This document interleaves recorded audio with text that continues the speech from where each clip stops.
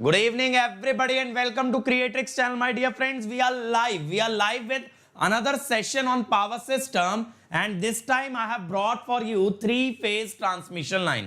तो अभी तक मेरे दोस्त हम लोग क्या-क्या कवर कर चुके हैं? इंडक्टेंस वाला पार्ट कवर कर चुके हैं, बंडल्ड कंडक्टर में बता चुका हूं, और मैं आपको सभी तरह के कंडक्टर बता चुका हूं, स्ट्रैंडेड बता चुका हूं, सॉलिड कंडक्टर बता चुका हूं, पूरी कंडक्टर्स की कहानी हम लोग सुन चुके हैं। और अब बात करेंगे हम लोग बात करने वाले हैं थ्री फेज ट्रांसमिशन लाइन में कि थ्री फेज में कंडक्टर्स का अरेंजमेंट कैसे होता है, थ्री फेज में इंडक्टेंस कैसे होता है, ये सब चीजें डिस्कस करेंगे इस लेक्चर के अंदर। बहुत मजा आने वाला है और आप लोग काफी एंजॉय करने वाले हो, काफी प्रैक्टिकल नॉलेज गेन करने वाले हो। डेफिनेटली कंसेप्चुअल और प्रैक्टिकल दोनों नॉलेज आपको इस लेक्चर में मिलने वाली है। तो सबसे पहले let me introduce myself for my friends who are meeting me for the first time. My dear friends, my name is Ankit Goyal. I got AIR1 twice in GATE in 2014 and 2018. I was awarded the President of India Gold Medal by the President himself in the year 2013 when I graduated from IIT Indore. Till date, I have taught more than 1 lakh students in the online and the offline classes, and presently I am working as a director at an academy for GATE department. But मेरे भाई, हम लोग क्यों मिल रहे हैं? हम लोग इसलिए मिल रहे हैं क्योंकि आप लोगों को गेट और ईएससी में टॉप रैंक लाना है, और मेरा सपना है कि इस चैनल से मुझे टॉप 100 रैंक निकालना है। ठीक है, इस चैनल से मुझे टॉप 100 रैंक निकालने हैं, और इसी वजह से नए इनिशिएटिव आपके लिए लगातार आते जा रहे हैं। जैसे कल एप्टीट्यूड लॉन्च किया था, फिर पावर सिस्टम का पूरा कोर्स एकदम नेक्स्ट लेवल चल रहा है मेरे भाई, एकदम नेक्स्ट लेवल चल रहा है कि सारी चीजें आपको विद ग्राफिक्स विद एवरीथिंग दिखाई जा रही है। ठीक है, विद एवरीथिंग आपको दिखाया जा रहा है, हर चीज बढ़िया तरीके से। और मेरे भाई देखो, अगर अपनी तैयारी को एकदम नेक्स्ट लेवल लेके जाना चाहते हो ना, तो करना कुछ भी नहीं है, अनअकैडमी लर्निंग ऐप डाउनलोड कर लो मेरे भाई, क्योंकि अनअकैडमी लर्निंग ऐप पे इंडिया के सभी टॉप टीचर लाइव क्लासेस ले रहे हैं free of cost, live quizzes करा रहे हैं फ्री ऑफ कॉस्ट, और टेस्ट सीरीज भी करा रहे हैं फ्री। जब इतना कुछ मेरे भाई फ्री मिल रहा है, ऑल इंडिया लेवल पे चीजें चल रही हैं, तो why don't you come to Unacademy app and you show everybody what you are made of. सबका मुंह बंद कर देना रैंक लाके मेरे भाई। जितने भी लोगों ने आज तक आप पे डाउट किया, आप लोग सबका मुंह बंद कर दोगे गेट 2021 में, साबित करके कि भैया हम भी कर सकते हैं, हम भी ला सकते हैं। ये दुनिया को दिखाना है मेरे भाई, और इसके अंदर कसर नहीं छोड़नी है। तो आज ही अनअकैडमी लर्निंग ऐप डाउनलोड कर लो, और उसके बाद ना ये यूआरएल खोल लेना। यूआरएल खोलना सबको आना चाहिए, इंजीनियर्स हो। एक लड़का मुझसे पूछता है, सर ब्राउजर कहां मिलता है? मेरे भाई ब्राउजर में यूआरएल खुलेगा। ब्राउजर कहां मिलता है? ब्राउजर मिलेगा गूगल क्रोम या इंटरनेट एक्सप्लोरर को ब्राउजर कहते हैं। और मेरे भाई यहां मिलेंगी मेरी सारी क्लासेस का भंडार मिलेगा, जिसमें मैंने जो क्लासेस ले ली हैं वो भी सब्जेक्ट बाय सब्जेक्ट मिल जाएंगे। जिनको पावर सिस्टम की जल्दी है, यहां काफी पावर सिस्टम पढ़ा है मेरे भाई, स्टेबिलिटी पढ़ा है, ट्रांसमिशन, डिस्ट्रीब्यूशन, प्रोटेक्शन सब पढ़ा है, तो पावर सिस्टम यहां भी देख सकते हो। और जो आने वाली है मेरे भाई, वो आपको मिलने वाली है यहां पर अपकमिंग। अभी मैं पावर इलेक्ट्रॉनिक्स के पीवाईक्यू करा रहा हूं स्पेशल में डेली 12:30 बजे। अगले हफ्ते से पावर सिस्टम के पीवाईक्यू स्टार्ट कर रहा हूं, पावर सिस्टम के पीवाईक्यू कराऊंगा मेरे भाई, तो आना मत भूलना। डेली 12:30 बजे आओ, मेरे साथ खुद प्रीवियस ईयर क्वेश्चन लगाओ, और जब मैं खुद AIR1 होके आपको प्रीवियस ईयर लगवाऊंगा ना, तो एकदम नेक्स्ट लेवल पे लगवाऊंगा सारे सवाल। डाउट बचेगा ही नहीं, डाउट बचने की चांस ही नहीं बचेगा। ठीक है, अब देखो इसके अलावा अगर प्लस पे आते हो तो और मजे वाली बात है। प्लस पे क्यों मजे वाली बात है भैया? लाइव क्लास यहां भी मिल रही है, वहां भी मिल रही है, स्पेशल पे भी मिल रही है। अरे सर लाइव क्लास लेके मरेंगे थोड़ी मेरे भाई, लाइव क्लास के अलावा बहुत कुछ मिल रहा है। क्या मिल रहा है? डेली प्रैक्टिस पेपर, घर जाओ क्वेश्चन लगाओ, हर संडे टेस्ट, अपने आप को जज करो कहां खड़े हो बैच के अंदर। इसके अलावा टेस्ट सीरीज अलग से है, क्वेश्चन बैंक अलग से मिल रहा है, crash course, rank improvement batch, doubt solving, सारी चीजें मिलेंगी मेरे भाई प्लस के अंदर। तो प्लस के अंदर अगर एक मेहनती बच्चा आ जाए, एक अच्छा बच्चा आ जाए, तो मैं नहीं मानता रैंक ना आने का कोई चांस है।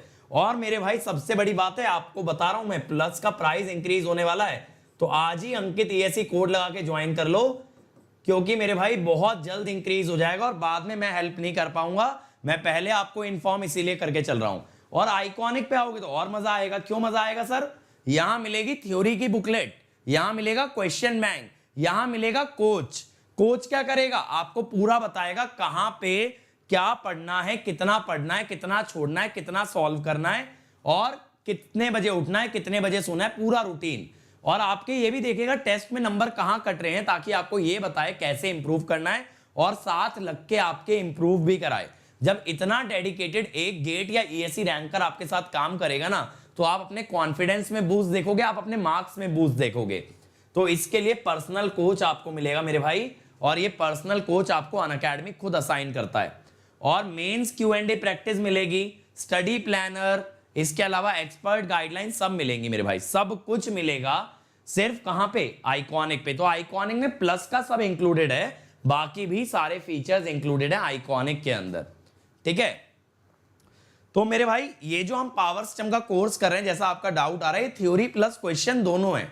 तो एक बार इंडक्टेंस का टॉपिक कवर कर दूंगा, तो मैं आपके लिए थ्योरी के बाद क्वेश्चंस लगवाऊंगा इंडक्टेंस के, फिर कैपेसिटेंस कवर करने के बाद कैपेसिटेंस के सवाल लगाऊंगा। तो टेंशन मत लो, विद क्वेश्चन पूरा कोर्स कवर करेंगे, घबराने की जरूरत नहीं है। जैसे कंट्रोल सिस्टम किया था एकदम नेक्स्ट लेवल, वैसे ही पावर सिस्टम होने वाला आपका नेक्स्ट लेवल। चलो अब मेरे भाई आज का टॉपिक क्या है, दिख रहा है ये? आज का टॉपिक है ये जो नजर आ रहा है सामने, 3 phase transmission line. 3 phase transmission line. अब इसके अंदर ये देखो, आप कहोगे सर हमें 3 तो नहीं, हमें 6 दिख रही हैं, हमें तो 6 दिख रही हैं। तो आंखें मल लो, बट दिखेंगी 6 ही हैं। देखो कैसे मेरे भाई ये वाला टावर उठा लेते हैं, कौन सा साफ दिख रहा है, एक टावर पकड़ लो, चलो ये वाला ले लो। एक कंडक्टर, दूसरा कंडक्टर, तीसरा कंडक्टर, चौथा, पांचवा और ये भैया छठा। 6 दिख रहे हैं ना, इसे कहते हैं डबल सर्किट लाइन। क्या कहते हैं? Double circuit line. यानी एक फेज की 2-2 वायर आ रही हैं, एक फेज की 2-2 वायर आ रही हैं। अब आप कहोगे कि भाई 2 वायर क्यों आ रही हैं, 2 वायर क्यों आ रही हैं? मेरे भाई 2 वायर इसलिए आ रही हैं ताकि करंट रेटिंग बढ़ा सके सिस्टम की पावर रेटिंग बढ़ाई जा सके, सिस्टम की पावर रेटिंग बढ़ाई जा सके। बात समझ आ रही है? तो डबल सर्किट लाइन का मतलब होता है each phase has 2 conductors, each phase has 2 conductors. और सिंगल सर्किट लाइन का मतलब होता है each phase has only 1 conductor. तो 3 फेज के टावर कुछ इस तरह से दिखते हैं, हर फेज के कंडक्टर होते हैं। तो अगर 6 कंडक्टर है तो क्या बोल दोगे? Double circuit line. तो आज इसी के बारे में पढ़ाने वाला हूं, इसके सारे कंसेप्ट, सारे लॉजिक बिल्कुल बेसिक से एडवांस तक क्लियर कर देंगे, ठीक है भाई। चलो अब सबसे पहले बात आती है 3 फेज के कंडक्टर्स अरेंज कैसे होते हैं। देखो जब 3 फेज के कंडक्टर अरेंज करने की बात आती है तो 2 कॉन्फ़िगरेशन पे बात की जाती है। एक होता है सिमेट्रिकल और दूसरा होता है एसिमेट्रिकल। तो सिमेट्रिकल और एसिमेट्रिकल दोनों कॉन्फ़िगरेशन हम लोग डिस्कस करेंगे इस लेक्चर के अंदर। दोनों कॉन्फ़िगरेशन डिस्कस करने वाले हैं कि सिमेट्रिकल के क्या फीचर्स हैं, क्या बेनिफिट्स हैं, और एसिमेट्रिकल के क्या फीचर और क्या बेनिफिट होने वाले हैं। मेरे भाई ये सब चीजें डिस्कस होंगी यहां कंडक्टर कॉन्फ़िगरेशन के अंदर। अब देखो सबसे पहले मैं सिमेट्रिकल से स्टार्ट करता हूं। अब सिमेट्रिकल क्या होता है? जिसके अंदर तीनों कंडक्टर एक इक्विलेटरल ट्रायंगल पे प्लेस्ड हो, उसे कहते हो सिमेट्रिकल। यानी तीनों कंडक्टर के बीच में बराबर स्पेसिंग आएगी, तो उसे क्या बोलोगे? आप बोलोगे सिमेट्रिकल कंडक्टर, सिमेट्रिकल कॉन्फ़िगरेशन। अब यहां पे क्या होता है, देखो यहां पे देखो, अगर हम बात करें ए फेज की, तो ए फेज में जो म्यूचुअल आएगा, और मेरे भाई लिंक शेयर कर दो सेशन को, लाइक दबा दो। लाइक अभी तक नहीं दबाया सब लोगों ने, लिंक शेयर करके लाइक दबा दो, और ज्यादा से ज्यादा बच्चों तक इस आवाज को पहुंचाना है, ज्यादा से ज्यादा बच्चों तक इस लेक्चर को पहुंचाना है। मेरे भाई दिन रात मेहनत कर रहा हूं सिर्फ इस वजह से कि मेरा रेवोल्यूशन इंडिया के हर कॉर्नर में पहुंचेगा। मुझसे बड़ा ये रेवोल्यूशन है जिसमें मेरी पूरी टीम लगी हुई है। तो आप लोगों की जिम्मेदारी है मेरे भाई इस रेवोल्यूशन को सक्सेसफुल बनाना। इंडिया में बच्चे बच्चे तक, कोने कोने तक हमें अपने कंटेंट को, हमें अपनी नॉलेज को, हमें अपने लेक्चर्स को पहुंचाना है, ठीक है। तो इसमें आप लोग मदद करोगे मेरे भाई, और आप लोगों की मदद बहुत ज्यादा जरूरी है, उसके बिना ये सक्सेसफुल नहीं हो सकता। खासकर मेरे जितने भी कॉलेज वाले बच्चे मुझे देख रहे हैं, बिल्कुल अपने कॉलेज के हर स्टूडेंट के साथ शेयर कर देना कि भाई यहां पे बेस्ट नॉलेज मिल रही है इलेक्ट्रिकल की, मोस्ट इंटरेस्टिंग मैनर में मिल रही है, तो सब लोग अटेंड करें, सब लोग अटेंड करेंगे तभी हम इलेक्ट्रिकल इंजीनियरिंग का लेवल रेज कर पाएंगे इस कंट्री के अंदर, ठीक है। तो ये मेरे को घटिया सी अटेंडेंस मत दिया करो, मुझे मजा नहीं आता है फिर पढ़ाने में। अब देखो ए फेज में म्यूचुअल किसकी वजह से होगा, बी और सी। अब मैं कहता हूं मेरे भाई कि अगर आपको पूछा जाए म्यूचुअल जीएमडी ए का, ए में बी और सी से आ रहा है, तो आप दो डिस्टेंस ले लोगे, ए बी और ए सी ले लोगे अंडर रूट। फिर आपसे पूछूं भाई मैं म्यूचुअल जीएमडी बी का, आप कहोगे सर बी में दो से आ रहा है, ए से और सी से, ए बी और बी सी अंडर रूट। फिर मैं पूछूं सर म्यूचुअल सी का, आप कहोगे सर दो से आ रहा है, ए सी और बी सी। चलो भैया सही बात है, लेकिन मेरे बंधु जब ये सारे डिस्टेंस डी हैं, जब ये सारे डिस्टेंस डी हैं, तो इनके क्यूब या इनका ज्योमेट्रिक मीन क्या आएगा, डी आएगा ना। इनका ज्योमेट्रिक मीन डी आएगा। कैसे सर, डी इंटू डी का अंडर रूट क्या होता है, डी होता है। डी इंटू डी का अंडर रूट क्या होता है, डी होता है। अब देखो इसके बाद बात करते हैं जीएमआर की। जीएमआर ऑफ ए, अगर तीनों का रेडियस बराबर है तो GMR of B, GMR of C कितना सर, कितना मेरे भाई, आर डैश। आर डैश अगर तीनों का रेडियस बराबर है तो तीनों का जीएमआर भी बराबर आएगा, आर डैश। क्या आएगा, आर डैश। ये बात क्लियर है। अब इसके अलावा देखो तीनों के जीएमडी बराबर आ गए, तीनों के जीएमडी बराबर आ गए और तीनों के जीएमआर भी बराबर आ गए, तीनों के जीएमआर भी बराबर आ गए। अब आप क्या कहोगे कि सर तीनों का जब इंडक्टेंस निकाला जाएगा, तो इंडक्टेंस तो ऐसे ही निकालते हो ना मेरे भाई, mu naught by 2 pi ln GMD bye GMR। अब बंधु यहां पे GMD कितना आएगा, D आएगा, GMR आएगा R डैश, तो ln D by R dash. अब लेकिन अगर आप B और C का निकालते तो भैया उनका भी सेम ही आता, उनका भी सेम आता, क्योंकि उनका भी GMD इतना ही है और उनका भी GMR इतना ही है। अरे मेरे भाई अगर तीनों का इंडक्टेंस, या ये कह दो पहले तीनों का GMD और GMR सेम आ रहा है, तो तीनों का इंडक्टेंस बराबर आता है। तो सिमेट्रिकल कॉन्फ़िगरेशन की खासियत क्या है मेरे भाई, सिमेट्रिकल कॉन्फ़िगरेशन की खासियत ये है कि LA equal to LB equal to LC। क्या है, LA equal to LB equal to LC। ये बात आपको याद रखनी है। सिमेट्रिकल माने इक्विलेटरल ट्रायंगल, और उसके अंदर तीनों इंडक्टेंस बराबर होती हैं, तीनों इंडक्टेंस बराबर होती हैं। लेकिन मेरे भाई आप कोई भी फिगर उठा के देखो, क्या इक्विलेटरल ट्रायंगल दिख रहा है, नहीं दिख रहा सर। क्या इक्विलेटरल ट्रायंगल दिख रहा है, अरे भाई नहीं दिख रहा है। तो यानी प्रैक्टिकली ऐसा नहीं होता कि कॉन्फ़िगरेशन सिमेट्रिकल हो जाए। ये तो आइडियल सिनेरियो है कि तीनों लाइन का इंपीडेंस यानी कि तीनों का इंडक्टेंस बराबर आ गया। तीनों का इंडक्टेंस बराबर आएगा तभी ना सिस्टम बैलेंस कहलाएगा, तभी तो सिस्टम बैलेंस कहलाएगा। बैलेंस की कंडीशन ही होती है ऑल इंपीडेंसेस मस्ट बी सेम। लेकिन यहां ऑल इंपीडेंसेस सेम तो आ गए, but this is not practical, this is not practical.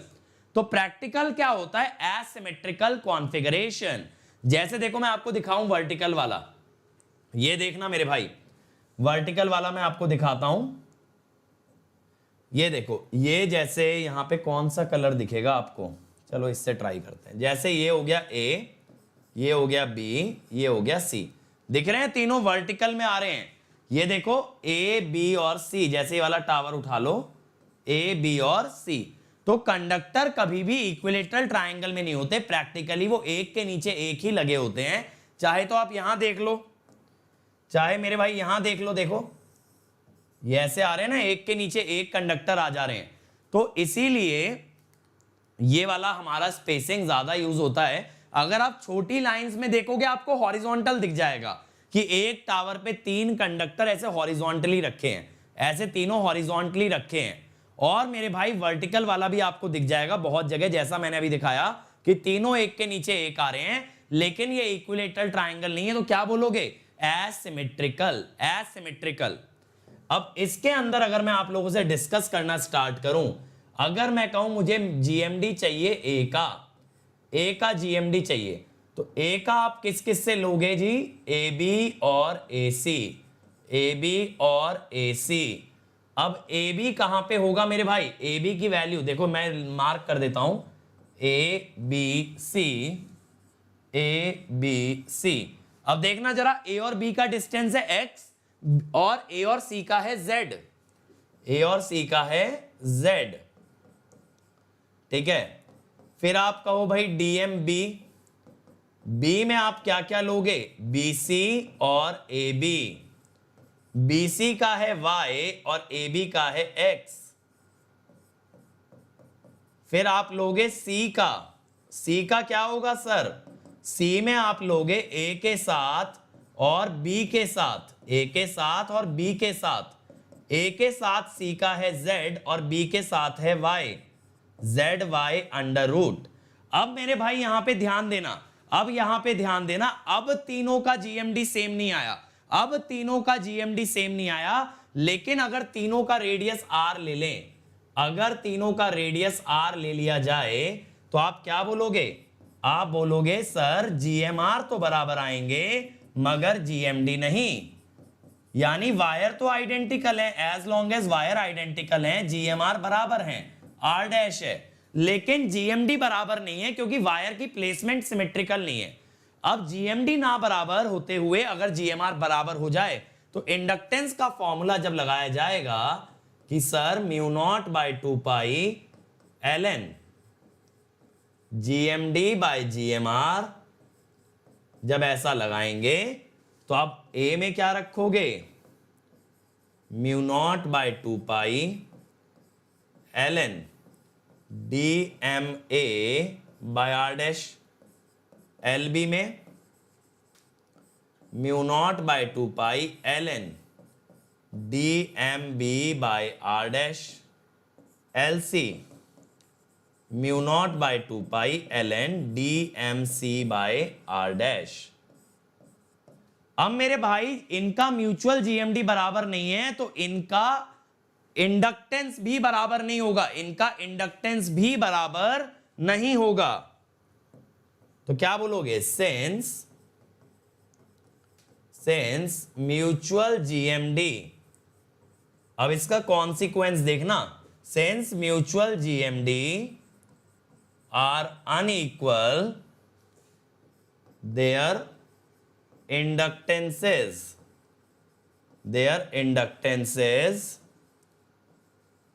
are also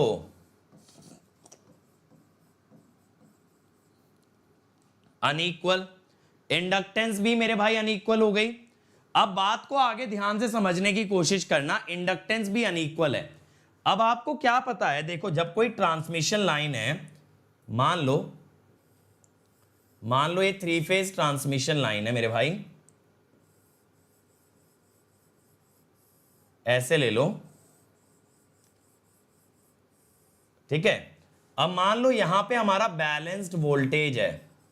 balanced का मतलब क्या है सर? बैलेंस का मतलब है वोल्टेज का मैग्नीट्यूड बराबर है और वोल्टेज के एंगल्स में कितना शिफ्ट है? 120 का।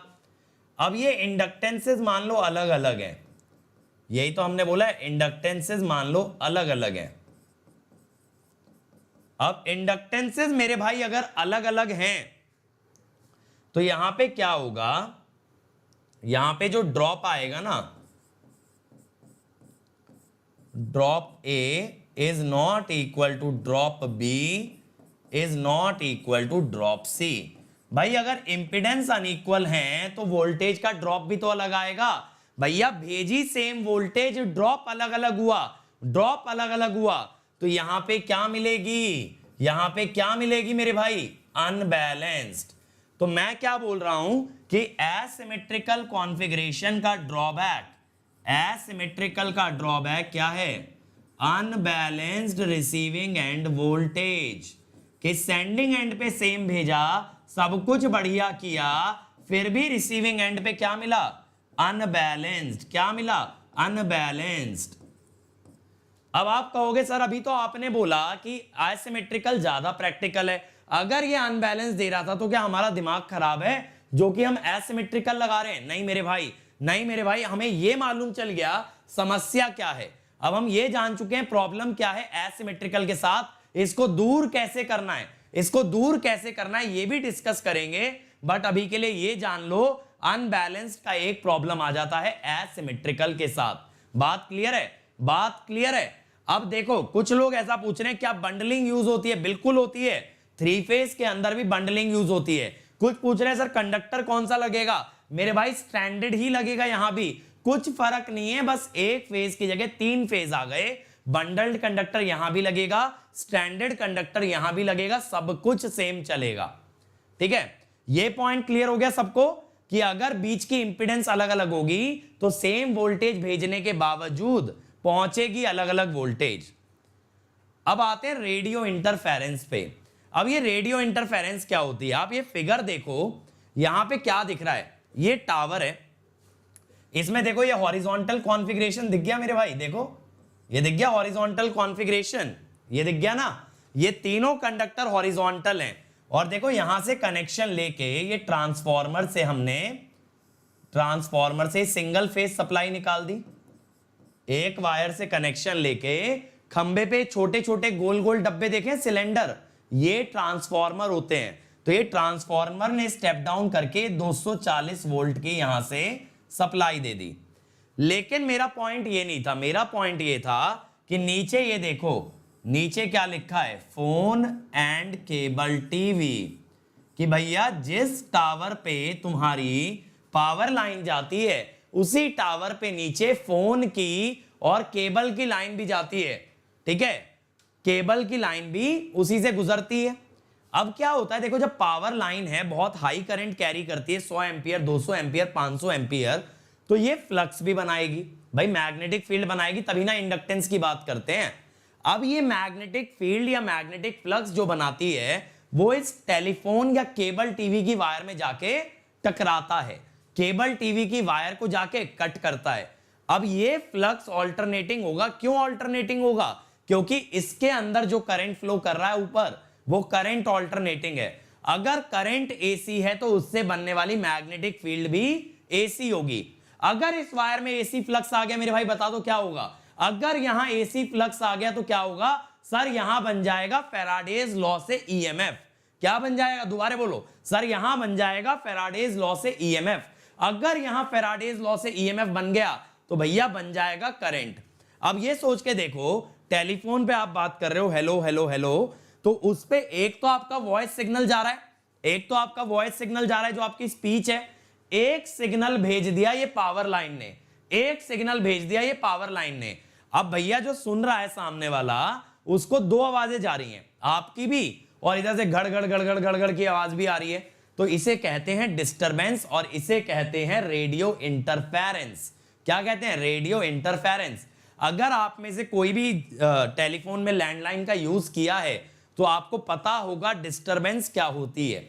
आपने सुना होगा कभी ना कभी लैंडलाइन में डिस्टरबेंस आते हुए, और वो डिस्टरबेंस आती है due to EMF induced by the power line. तो इस सेक्शन में मेरे बंधु मेरा ऑब्जेक्टिव क्या है? मेरा ऑब्जेक्टिव ये पता लगाना है कि ये टेलीफोन लाइन के अंदर कितना ईएमएफ बनेगा, कितना इंटरफेरेंस आएगा फ्रॉम द पावर लाइन, ये मैं जानना चाहता हूं। How much interference will the power line cause in the telephone line.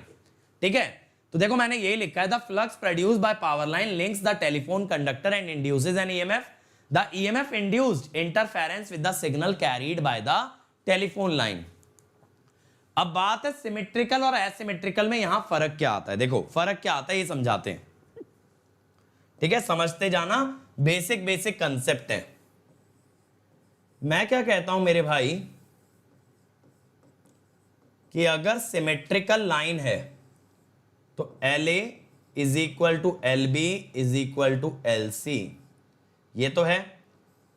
और बैलेंस्ड करंट अगर चल रहा है तो IA है I एंगल 0, IB है I एंगल -120 और IC है I एंगल +120। अब आप क्या जानते हो सर कि फ्लक्स लिंकेज होता है LI, तो यहां टोटल फ्लक्स लिंकेज क्या होगा, LAIA plus LBIB plus LCIC।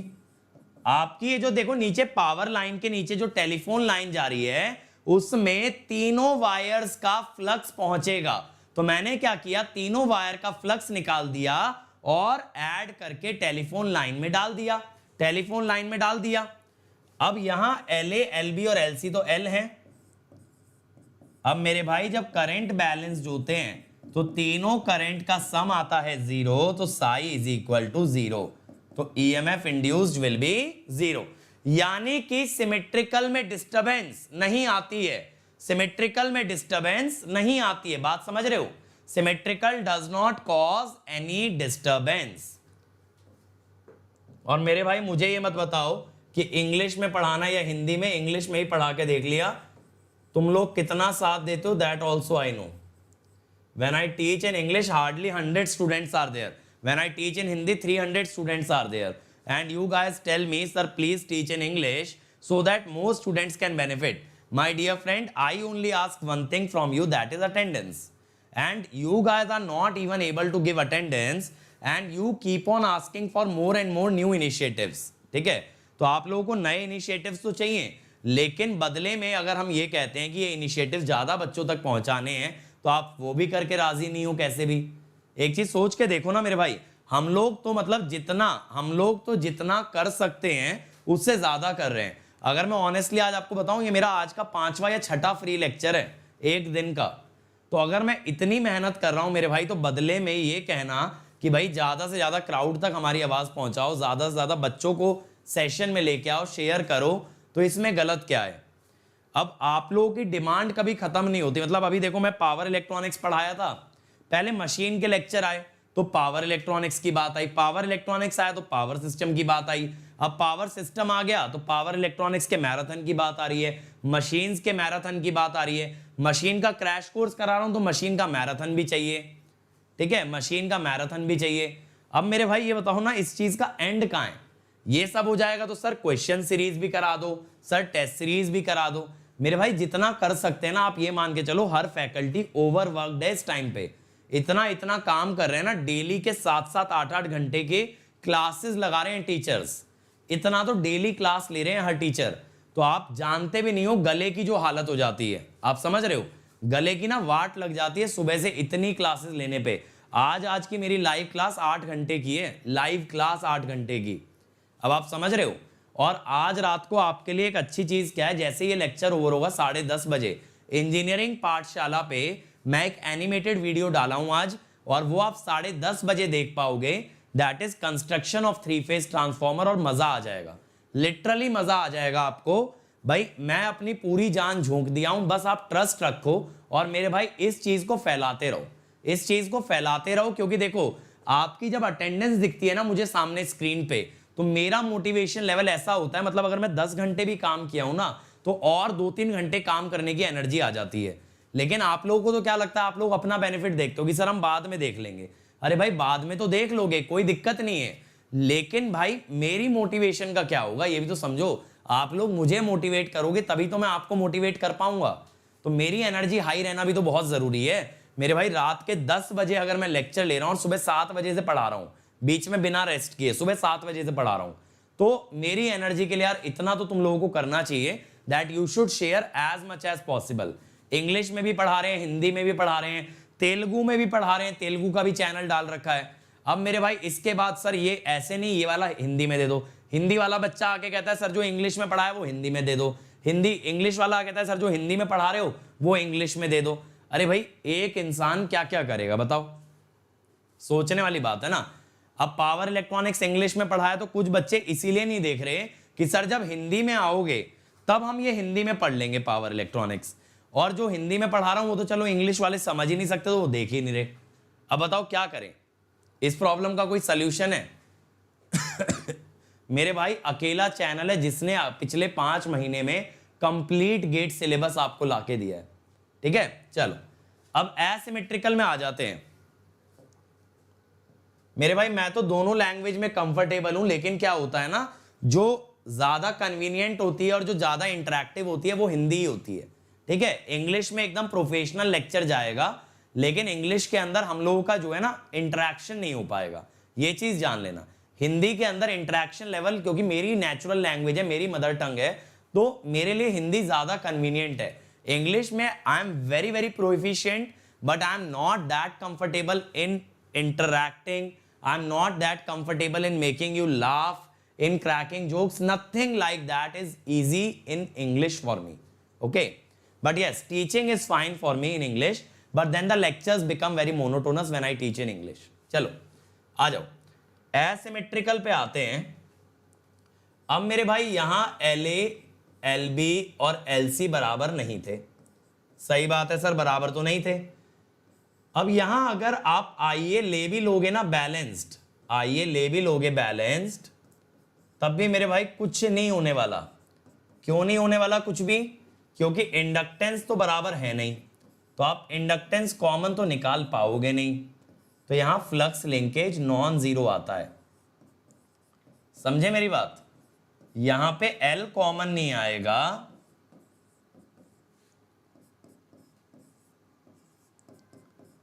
यानी कि एसिमेट्रिकल में एक और समस्या आ गई, that is radio interference. Radio interference, समझे मेरी बात? तो एसिमेट्रिकल के ड्रॉबैक बताओ जल्दी से चैट के अंदर, सब लोग बताओ एसिमेट्रिकल के क्या क्या ड्रॉबैक हमने देख लिए, तब मैं बताता हूं इसको रिजॉल्व कैसे करेंगे। ठीक है, अब मेरे भाई जल्दी बताओ आपको क्या समझ आया, एसिमेट्रिकल के क्या क्या ड्रॉबैक है। ठीक है, एसिमेट्रिकल के क्या क्या ड्रॉबैक है जल्दी बताओ। तो दो ड्रॉबैक हमने देखे, सबसे पहला हमने देखा अनबैलेंस्ड रिसीविंग एंड वोल्टेज, और दूसरा हमने देखा रेडियो इंटरफेरेंस। रेडियो इंटरफेरेंस, और इसकी जड़ क्या है? इसकी जड़ एक ही है, that is unequal inductance. Unequal inductance, अगर इंडक्टेंस बराबर होती तो शायद दोनों में से कोई भी ड्रॉबैक हमारा नहीं होता, बट इंडक्टेंस अनइक्वल होने की वजह से रेडियो इंटरफेरेंस भी आया और यहां अनबैलेंस रिसीविंग एंड वोल्टेज भी आया। ठीक है, तो इस पे आगे मैं बात करूंगा इसको कैसे हम लोग रिमूव कर सकते हैं, बट अभी मैं आता हूं ईएमएफ इंड्यूस्ड पे। ईएमएफ इंड्यूस्ड पे अब देखो, मैं आपको एक कॉन्सेप्ट बहुत अच्छा पढ़ाया था, that was called as the flux linkage. अब देखो उसी का मैं यूज करूंगा। मान लो मेरे भाई, ये देखना मजा आएगा आपको। मान लो ये 3 कंडक्टर है, पावर लाइन है, और नीचे 2 टेलीफोन लाइन है मेरे भाई, समझ गए? ये पावर लाइन है ABC और ये टेलीफोन लाइन है T1 और T2। अब देखो मेरे भाई, ये डिस्टेंस हमने लिया DA-T1, ये डिस्टेंस लिया DA-T2। ठीक है,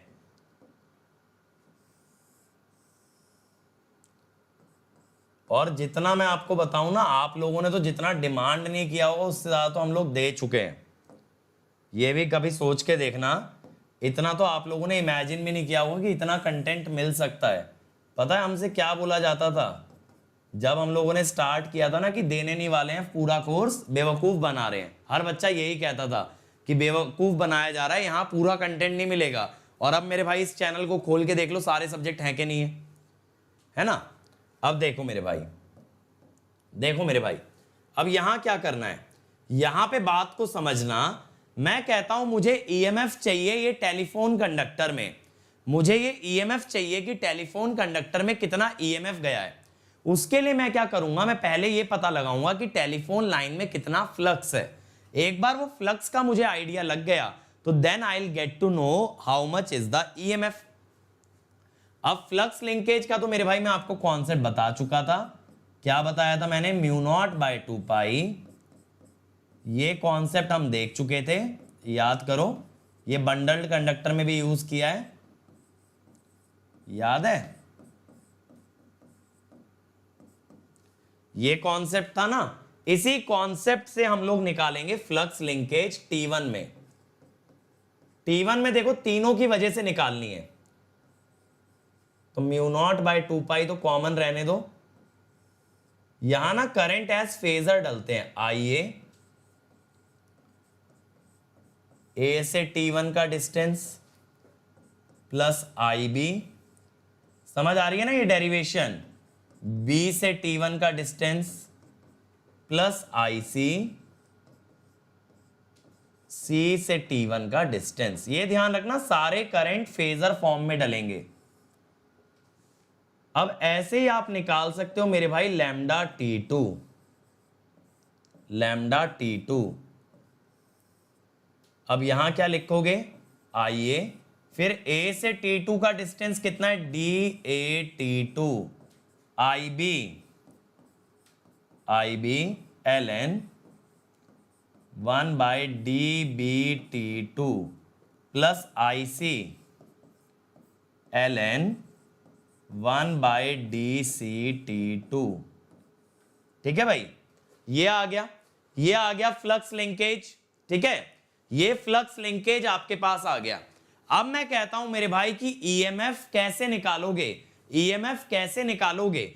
अब आप कहोगे सर ईएमएफ आ जाएगा फ्लक्स लिंकेज के डेरिवेटिव से। बिल्कुल सही बात है, बिल्कुल सही बात है। अगर फैराडेज लॉ लगाया जाए या अगर लेंज लॉ लगाओ तो माइनस और लगा लो, यही तो करोगे। लेंज लॉ के बाद आप माइनस और लगा लोगे। अब इसके अंदर आप क्या करोगे, अगर मान लो आप फ्रीक्वेंसी डोमेन में चले गए तो याद करो फोरियर ट्रांसफॉर्म डेरिवेटिव का क्या करता है, उसे जे ओमेगा बना देता है। डेरिवेटिव का क्या करता है, उसे जे ओमेगा बना देता है। ऐसा भी लिख सकते हो। अब आप कहोगे सर इसका क्या मतलब है, देखो जो आप मशीन में करते हो ना 4.44 FN फाई, ये वही है 4.44 FN फाई है। यहां माइनस जे क्या बता रहा है, माइनस जे ये बता रहा है EMF lags lambda by 90 degree. यही तो मशीन में ट्रांसफॉर्मर का कंसेप्ट है, यही तो ट्रांसफॉर्मर का कंसेप्ट है मेरे भाई। अब आप इसके अंदर मेरी बात पे ध्यान देना, मेरी बात पे गौर करना थोड़ा सा, कि आपके पास जब दो कंडक्टर का फ्लक्स लिंकेज है तो आप दो कंडक्टर में ईएमएफ बता सकते हो। आप क्या कह सकते हो कि सर E1 हो जाएगा माइनस जे ओमेगा लैम्डा T1 और सर E2 हो जाएगा माइनस जे ओमेगा लैम्डा T2, ये हो जाएगा। बिल्कुल सही बात है, जेन्युइन बात कर दी आपने, मजा आ गया। ठीक है, मजा आ गया। अब मैं पूछता हूं, लेकिन मुझे एक ही ईएमएफ चाहिए टेलीफोन लाइन का टोटल। टेलीफोन लाइन का टोटल कैसे निकालोगे, ऑप्शन है E1 plus E2, E1 into E2, E1 by E2, E1 minus E2। क्या करें, प्लस मल्टीप्लाई डिवाइड सब्ट्रैक्ट, क्या करना चाहिए जल्दी मुझे बताओ। दो ईएमएफ हैं आपके पास, मुझे क्या करना चाहिए। मैंने आपको ये बताया मेरे भाई, यहां E1 है, यहां E2 है, मुझे टोटल ईएमएफ चाहिए। मैं क्या करूं टोटल ईएमएफ के लिए, जल्दी बताओ। तो मैं ये कहता हूं बंधु कि total EMF is E1 minus E2। आप कहेंगे क्यों सर, क्योंकि मेरे भाई जब कभी वोल्टेज लेते हैं तो वोल्टेज पोटेंशियल डिफरेंस कहलाती है।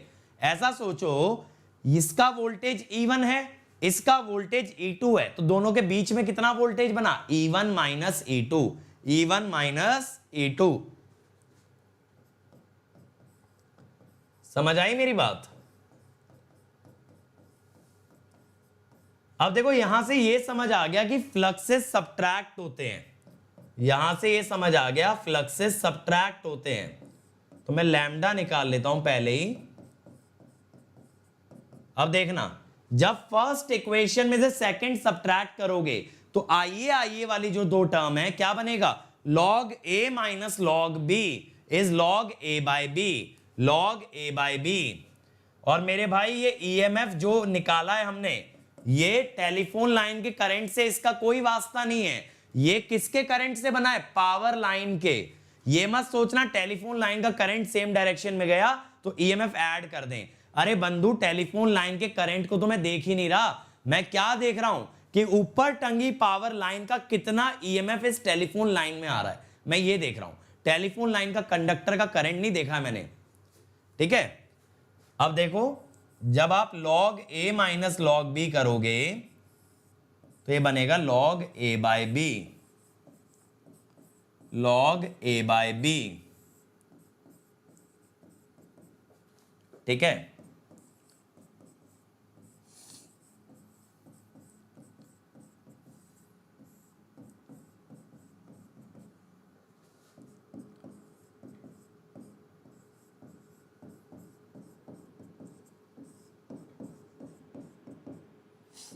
ये बन गया। अब देखो यहां से हमें क्या क्या मिल गया, हमें लैम्डा निकालना आ गया। आपके लिए मैटर ये एक्सप्रेशन करता है। कभी भी अगर आपसे ईएमएफ के बारे में पूछा जाए, इंटरफेरेंस के बारे में पूछा जाए, तो ये जो एक्सप्रेशन हमने डिराइव किया ना, बस ये मैटर करता है। अब आपके पास क्या क्या आ गया, लैम्डा हमने पता कर लिया, लैम्डा हमने पता कर लिया। आपसे पूछा जा सकता है mutual inductance, which is lambda by I. What is I? I is RMS current carried by power line. RMS current carried by power line. आपसे पूछा जाए EMF, तो आप क्या कहेंगे, magnitude wise omega into lambda, omega into lambda. ये बात clear है, ये बात क्लियर है। ठीक है, तो देखो दोबारा समझना, इंटरफेरेंस में पावर लाइन के करंट से ईएमएफ निकाल रहे हैं टेलीफोन लाइन में। टेलीफोन लाइन के अंदर जो स्पीच सिग्नल जा रहा है करंट की फॉर्म में, उसको मैं ऑब्जर्व नहीं कर रहा हूं, क्योंकि वो वैसे भी बहुत लोअर मैग्नीट्यूड का है, और जो खुद का करंट है वो इंटरफेरेंस थोड़ी है, जो बाहर से करंट उसके अंदर बन गया दैट इज इंटरफेरेंस। ठीक है, तो टेलीफोन लाइन के बारे में इतना मत सोचो, उसके बारे में इतनी चिंता मत करो। पावर लाइन से आया हुआ फ्लक्स ज्यादा इंपॉर्टेंट है। ठीक है, और गगन मेरे भाई पढ़ाई पे ध्यान दो। अब देखो जो प्रॉब्लम है आपके पास एसिमेट्रिकल कॉन्फ़िगरेशन से, उसे सॉल्व करते हैं ट्रांसपोजिशन से। अब प्रॉब्लम क्या थी, प्रॉब्लम ये थी सर कि तीनों इंडक्टेंस अनइक्वल थे, तीनों इंडक्टेंस अनइक्वल थे, जिस कारण से रिसीविंग एंड वोल्टेज अनबैलेंस था और जिस कारण से रेडियो इंटरफेरेंस बन रहा था। तो अब हमें क्या करना है, अब हमें तीनों कंडक्टर को ट्रांसपोज करना है। ट्रांसपोज का मतलब है changing their position at regular interval, change their position at regular interval. समझ आ रही है मेरी बात, समझ आ रहा है ना? तो ये हमें करना है। अब हमें ये चीज करनी है कि पोजीशन बदलनी है रेगुलर इंटरवल पे। पोजीशन बदलने से क्या होता है, सबसे पहली बात को समझना, इंडक्टेंस किस पे डिपेंड करती है, जीएमडी पे और जीएमआर पे। जीएमडी किस पे डिपेंड करता है, कंडक्टर की पोजीशन पे, कंडक्टर कहां रखा है, जीएमडी इस पे डिपेंड करता है, और जीएमआर डिपेंड करता है रेडियस पे। देखो inductance is a function of GMD and GMR.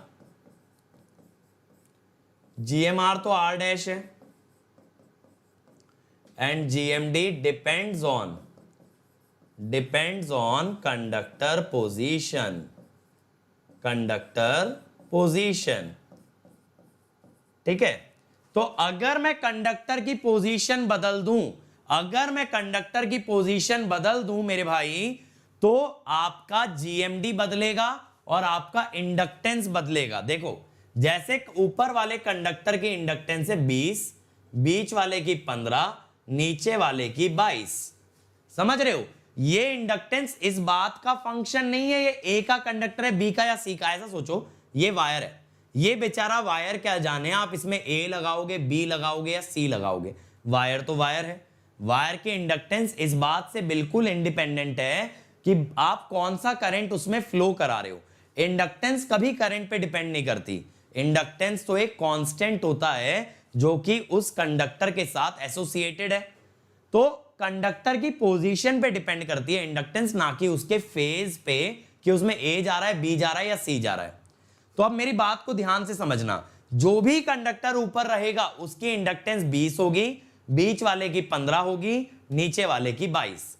अब ऊपर वाले को देखो आप यहां ले आए, बीच वाले को नीचे और नीचे वाले को ऊपर। तो अब नीचे वाले की हो गई ऊपर जाके कितनी 20, जो बीच में आया उसकी हो गई 15 और जो नीचे आया उसकी हो गई 22। फिर यही काम किया, फिर ऊपर वाले को बीच में, बीच वाले को नीचे, नीचे वाले को ऊपर, ऐसे ले गए। अब देखो ये जो ए वाला कंडक्टर था जिसका फ्लक्स 0 एंगल पे था, इसको पहले 20 मिली हेनरी का इंडक्टेंस मिला, फिर इसे मिला 15 का, फिर इसे मिला 22 का। देख रहे हो सीढ़ी की तरह जा रहा है ना, ऐसे।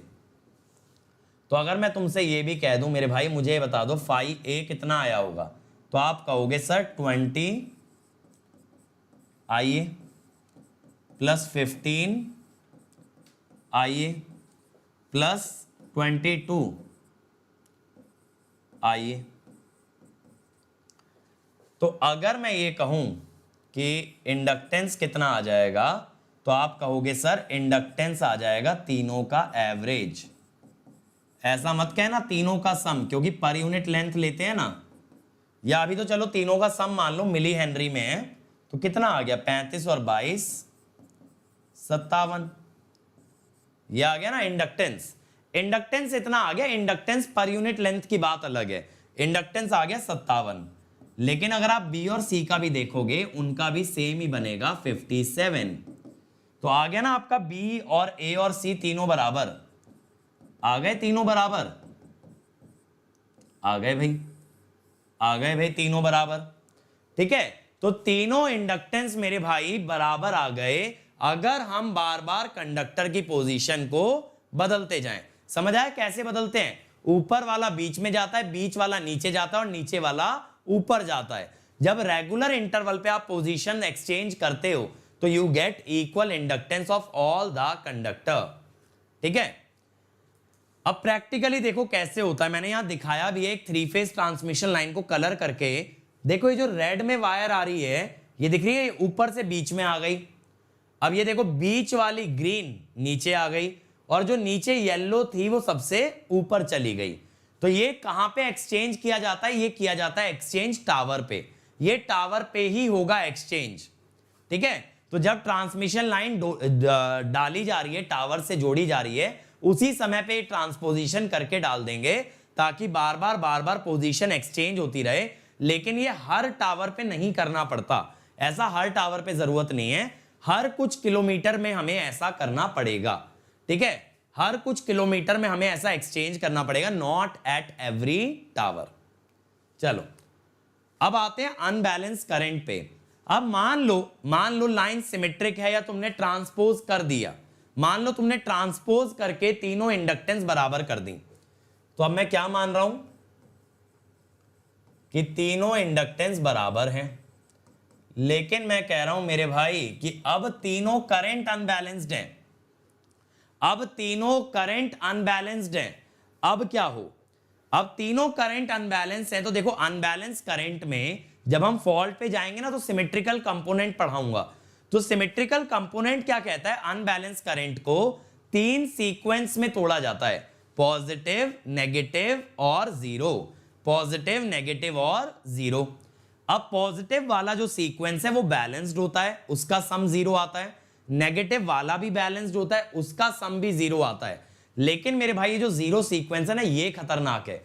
जीरो सीक्वेंस में क्या होता है? तीनों करंट का फेज एकदम सेम होता है, तीनों का मैग्नीट्यूड भी सेम होता है। देखो पॉजिटिव सीक्वेंस जो होंगे उसमें 120 का शिफ्ट होगा, मैग्नीट्यूड बराबर लेकिन शिफ्ट कितना? 120, तो तीनों का सम आया 0।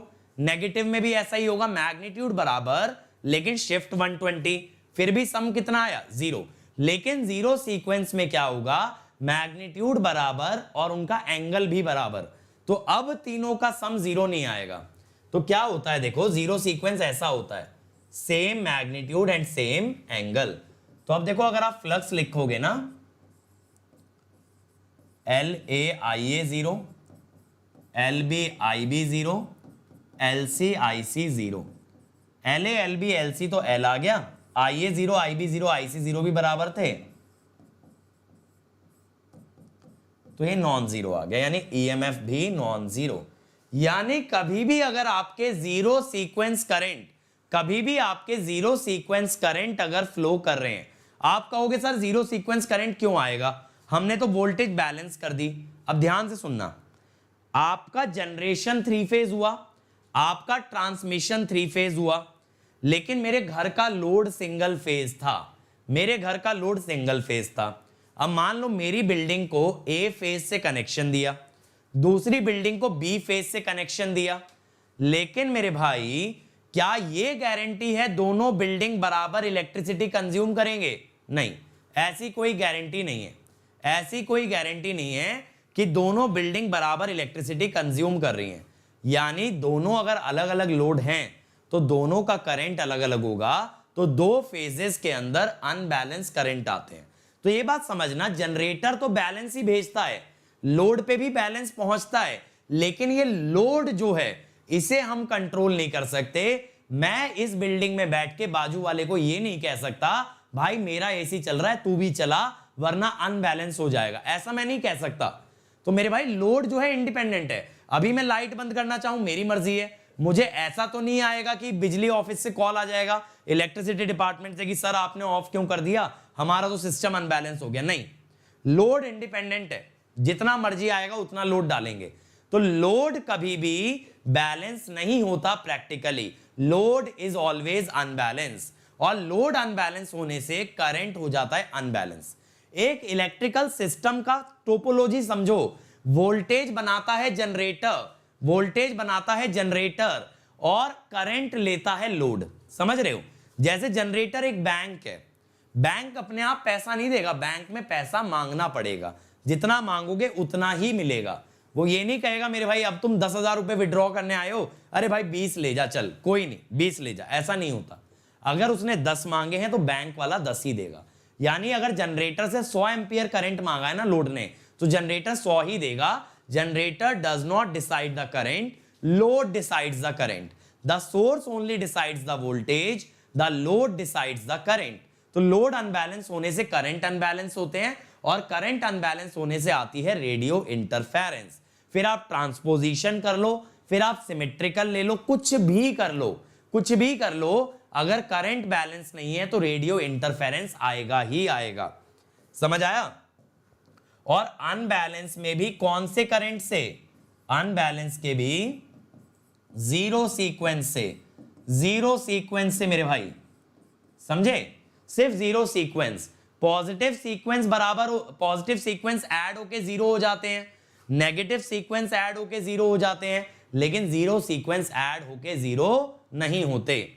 अब ऐसे ही देखो, जब कोरोना होता है, कोरोना क्या करता है, फ्लक्स की वेवफॉर्म को डिस्टॉर्ट करके थर्ड हार्मोनिक बनाता है। ध्यान से सुनना, corona distorts the flux waveform to create third harmonic. Third harmonic, तो थर्ड हार्मोनिक जब बनता है तो it is a zero sequence harmonic. Third harmonic is a zero sequence harmonic, so it will also cause radio interference. तो corona की वजह से radio interference बढ़ जाएगा, क्योंकि वो जो थर्ड हार्मोनिक बनाएगा it will act as zero sequence. ठीक है? और मैंने यहां लिखा भी है, only zero sequence currents are responsible for radio interference. क्योंकि उसका रीजन क्या है? Positive and negative sequences are balanced. ये दोनों सीक्वेंस आपके बैलेंस्ड होते हैं, बस ये जो जीरो सीक्वेंस है ना, इसी का सम जीरो नहीं होता। यानी कि देखो, पॉजिटिव सीक्वेंस को ना 1 से दिखाते हैं, IA1 plus IB1 plus IC1 zero होता है। नेगेटिव को 2 से दिखाते हैं तो IA2 plus IB2 plus IC2 ये भी जीरो होता है।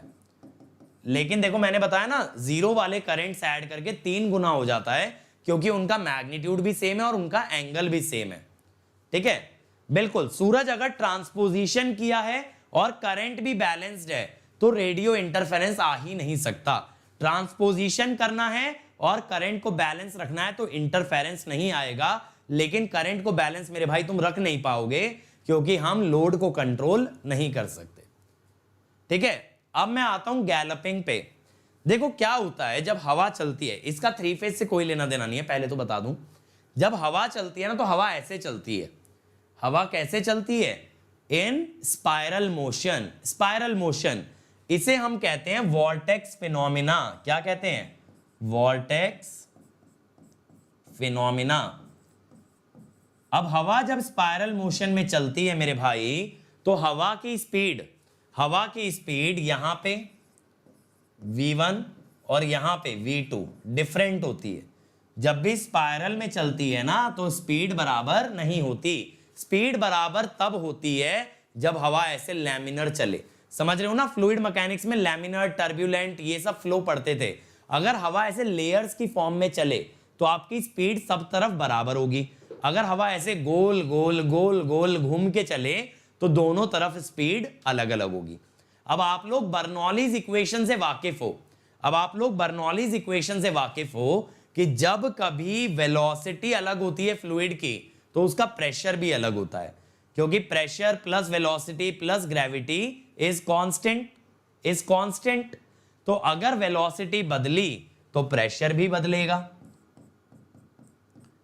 अब ये सोचो मेरे भाई, ये एक कंडक्टर है, इस पे इधर से प्रेशर लगा P1, इधर से लगा P2, तो नेट प्रेशर तो नॉन जीरो हो गया। नेट प्रेशर नॉन जीरो हो गया। अगर हवा का नेट प्रेशर नॉन जीरो हो गया तो ये कंडक्टर झूमेगा, ये कंडक्टर हिलेगा, ये कंडक्टर हिलने लगेगा। हिलेगा तो क्या है, हिलने दो भाई। मेरे भाई जिस टावर पे ये टिका है अगर ये ज्यादा हिल गया तो वहां से टूट जाएगा। तो गैलपिंग किसे कहते हैं, ये कंडक्टर के हिलने के फिनोमिना को, कंडक्टर की ऑसिलेशन को कहते हैं गैलपिंग। और इससे खतरा क्या होता है, that conductor might break away from the tower. समझ आ रही है। तो इसको रोकने का तरीका क्या है, इन ऑसिलेशंस को डैम्प आउट किया जाए। इन ऑसिलेशंस को डैम्प आउट किया जाए तभी आप ये गैलपिंग को रोक सकते हो। अब डैम्पिंग देने के लिए आपने देखा होगा ऐसे छोटे छोटे हैंडल लगे रहते हैं। देखा है कभी टावर के पास ये छोटे छोटे हैंडल लगे होते हैं। क्यों टावर के पास ही, क्यों सर? टावर के पास मेरे भाई इसलिए क्योंकि टूटने का खतरा तो यहीं से है। अगर यहां ज्यादा स्विंग आया तो टूटेगा तो टावर से ही। तो टावर के पास डैम्पिंग देना जरूरी है, टावर के पास डैम्पिंग देना जरूरी है। तो इसीलिए डैम्पिंग देने के लिए लगाते हैं स्टॉक ब्रिज डैम्पर। अब देखो स्टॉक ब्रिज डैम्पर ऐसा होता है, ये मैंने दिखाई है ट्रांसमिशन लाइन, ये है क्लैंप, और डैम्पिंग देने के लिए, इनर्शिया देने के लिए ये मास लगा हुआ है। ये जो पार्ट है ना, ये वाला जो पार्ट है ये मास है। ये क्या है आपका मेरे भाई, ये मास है। समझ रहे हो, ये जो चमक रहा है ना, ये वाला पार्ट आपका मास है। तो ये मास क्या करेगा, ये इनर्शिया बढ़ा देगा। इनर्शिया अगर बढ़ गया तो ऑब्वियसली आपका ऑसिलेशन कम हो जाएगा, क्योंकि जितनी हैवी चीज है उतना कम ऑसिलेट करती है।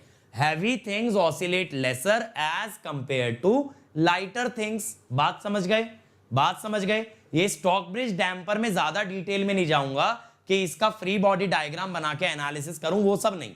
बस बेसिक सी बात समझो, it increases the inertia, it reduces the oscillation, जिससे कंडक्टर टूटने के चांसेस कम हो जाते हैं। तो दैट इज गैलपिंग। एक बार ईएस के अंदर क्वेश्चन भी आया था कि गैलपिंग क्यों होता है, तो उसका आंसर क्या होगा, due to vortex phenomena of the wind. समझ गए ना सब लोग। तो इसकी फ्रीक्वेंसी बहुत कम होती है, 1 से 2 हर्ट्ज होती है, बहुत ज्यादा नहीं होती है। मैं लिख देता हूं आपकी इसकी oscillation frequency is 1 to 2 hertz. ठीक है, ज्यादा नहीं होती है, बट टूटने का खतरा सबसे मेजर है। ठीक है भाई। अब देखो मेरे भाई, आज के लिए इतना ही था। अब नेक्स्ट लेक्चर में हम क्या करेंगे, अब हमारा 3 फेज भी हो गया। अब मैं आपका इंडक्टेंस खत्म कराऊंगा, इंडक्टेंस वाला पार्ट खत्म करके फिर उसके क्वेश्चन देखेंगे। ठीक है। अब देखो, आपको अगर गेट ईएससी में टॉप रैंक लाना है तो बहुत जरूरी है आप इस यूआरएल पे जाओ, क्योंकि यहां पे ना मेरी बहुत सारी फ्री क्लास पाओगे।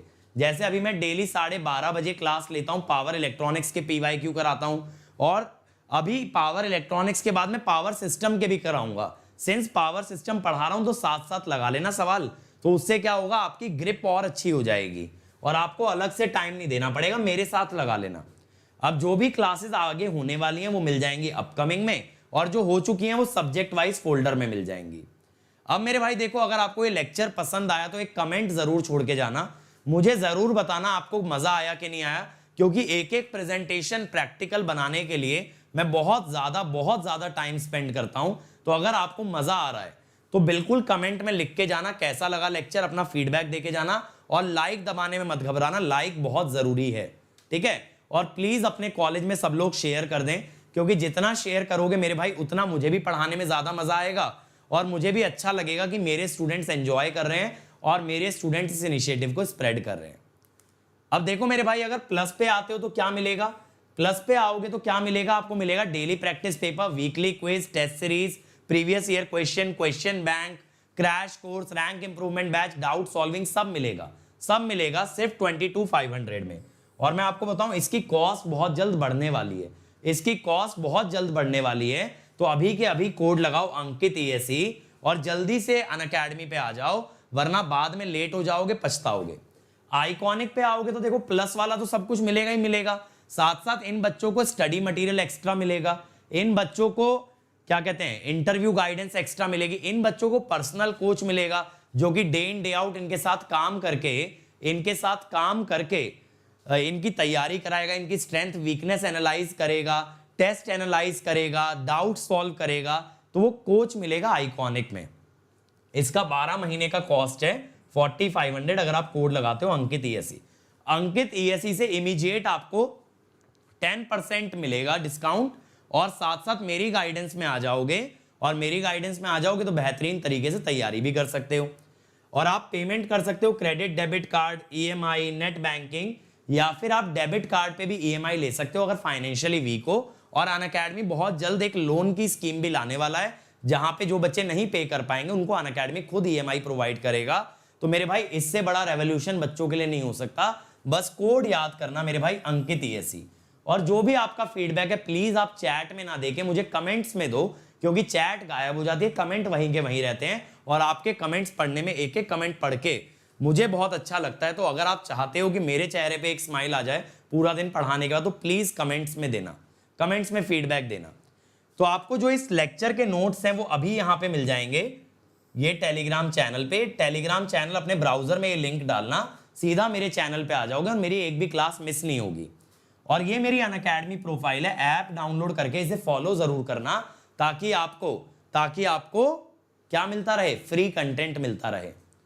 और देखो आप कौन कौन से चैनल सब्सक्राइब कर सकते हो। इलेक्ट्रिकल जंक्शन, यहां मैं शॉर्ट वीडियोस डाल रहा हूं इंजीनियरिंग के कॉन्सेप्ट्स की, डेली एक वीडियो बना के डालता हूं। इंजीनियरिंग पाठशाला, यहां भरमार में एनिमेटेड वीडियो आने वाली है, अभी रात 10:30 बजे एक वीडियो आ गई होगी। ये चैनल टाइप करो, यहां पे जाओ और अभी जाके देखो 3 फेज ट्रांसफार्मर का वीडियो। फाउंडेशन पे फिजिक्स करा रहे हैं, आपका बेसिक कवर करके दे रहे हैं इंजीनियरिंग से पहले का। गेट क्वेश्चन पे प्रीवियस ईयर क्वेश्चन करा के दे रहे हैं, सब चीजों का वीडियो सोल्यूशन करा रहे हैं। और क्रिएट्रिक्स तो है ही मेरे भाई आपके लिए करता धरता, तो इस पे तो आपको सब्सक्राइब करना ही करना है। और SSC JEE, अगर JEE और AE एग्जाम की भी तैयारी करते हो, ठीक है, JEE AE एग्जाम का फुल सिलेबस है अनअकैडमी SSC JEE पे, ठीक है भाई। So thank you everybody for attending this session late night. Please watch that construction of 3-phase transformer on Pathshala. I have created that video myself. Please go and watch it and make sure you give your feedback to this video as well as you give your feedback to that video. आप feedback देते रहो मेरे भाई और देखते जाओ हम कितना मचाते हैं। जितनी मेहनत आप करोगे ना आपकी रैंक के लिए, आपसे ज्यादा मेहनत मैं करूंगा, समझ रहे हो। तो इतना मैं करके दूंगा आपको, लेकिन प्लीज शेयर करते जाओ, स्प्रेड करते जाओ और कमेंट्स में फीडबैक देते जाओ।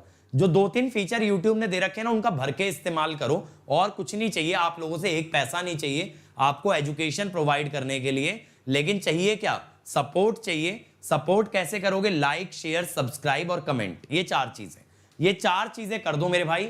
और आपको मैं गारंटी दे रहा हूं, जो बच्चे कॉलेज में हैं उनको ऐसे लेवल पे पहुंचाऊंगा ना, जिस दिन ग्रेजुएट होंगे वो इंटरव्यूअर का मुंह बंद कर देंगे जवाब देके, ऐसे लेवल पे पहुंचा दूंगा। लेकिन आप लोग स्प्रेड करते जाओ, अपनी जिम्मेदारी मानो। हर इंडिविजुअल ये मान के चलो कि सर मेरी जिम्मेदारी है, मैं बनाऊंगा इस चैनल को। ये मेरा चैनल नहीं है मेरे भाई, ये तुम्हारा चैनल है, क्योंकि तुम्हारे कहने से यहाँ पे कंटेंट आता है, तुम्हारी डिमांड से कंटेंट आता है। तो मेरे भाई हम लोग तो वर्कर है, मालिक तो तुम हो, तो तुम्हारी जिम्मेदारी हमसे ज्यादा बनती है। तो बिल्कुल आप लोग शेयर करो और एक माहौल खड़ा कर दो कि क्रिएट्रिक्स जगह जगह फैल जाए। और ये चैनल सिर्फ और सिर्फ आपका है, जितना आप बोलोगे वो चीजें करके दूंगा।